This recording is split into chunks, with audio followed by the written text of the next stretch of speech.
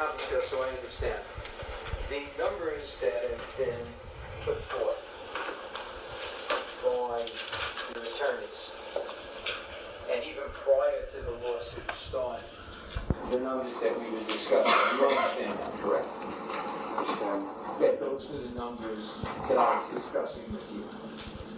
55,000. And 96,000. Okay? 55,000, 96,000 participants. Never been hurt, apparently. That you told your attorneys from your recollection? I don't recall. Well, the numbers, were the numbers researched? Did you look at a computer? Did you search records to come up with the statement that during all of these participants, no one's ever been injured? Did you do some research? Yes or no? It was simple math. He pulled the numbers out of his arse. No, I didn't do any research. I figured out how many shows I had and I multiplied. Again, I believe it was Mr. Kenner that Okay. did that. Now, okay, so now Mr. Kenner actually works for Backstage Employment, is that correct? Correct. Do you own Backstage? Okay. And you are the president and only employee of David Copperfield Disappearing Inc., who's being sued in this case, correct? Yes. Okay. And you do understand, Mr. Copperfield, that you personally are being sued in this case and are a defendant. You understand that, right? I don't understand that. You don't Liar. understand? Well, do you know that you are being sued personally in this case and that you are a defendant? Do you know that? I don't. Yes, you do, because I spoke to your claims handler February 2014, and this is now 2018. Correct, sir. Liar.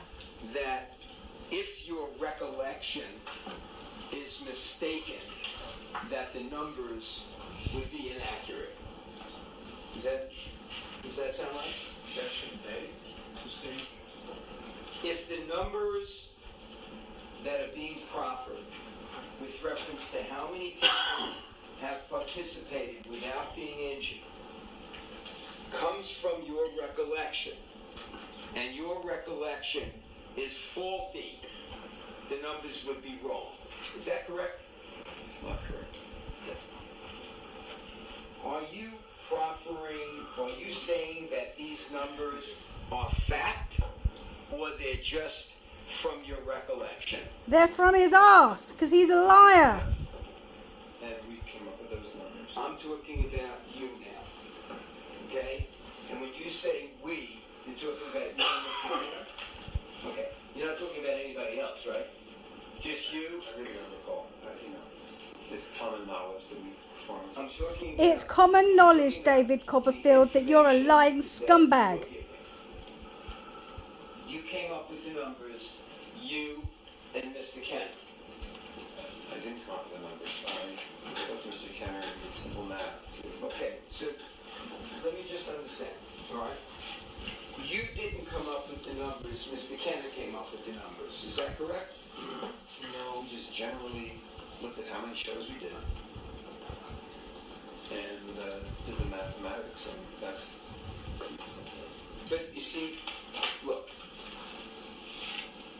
Mr. Copperfield, I'm not at all questioning how many shows you've done. The second question is, has anyone before Mr. Cox fallen and been injured? And your answer is the same, not to your knowledge. Is that correct? That's true. Okay. Now, if in fact your knowledge is faulty, then it could be true that it's not a fact. Is that true? Do you have records that you keep someone fell but they weren't injured, someone fell and they were injured. You keep records like that? It would depend. Mr. Copperfield, just my question. Do you have records that say someone has fallen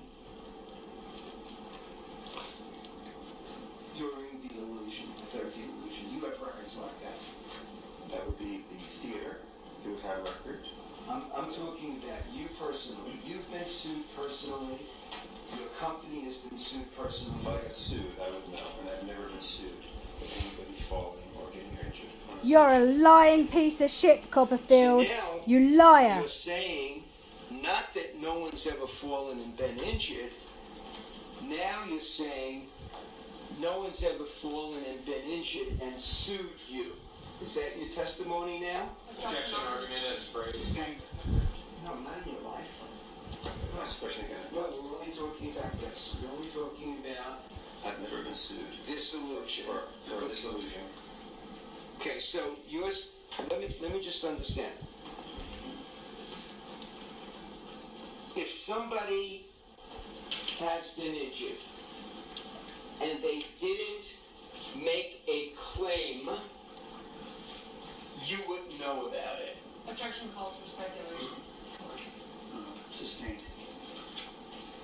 Would you know if someone got injured during the 13 illusion?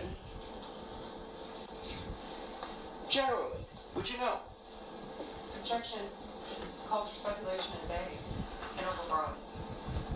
And so, if you do that, then you would be responsible, would you not, if it were unsafe?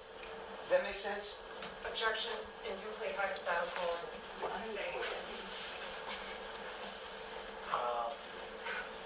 I'll sustain the objection. On your approach? I think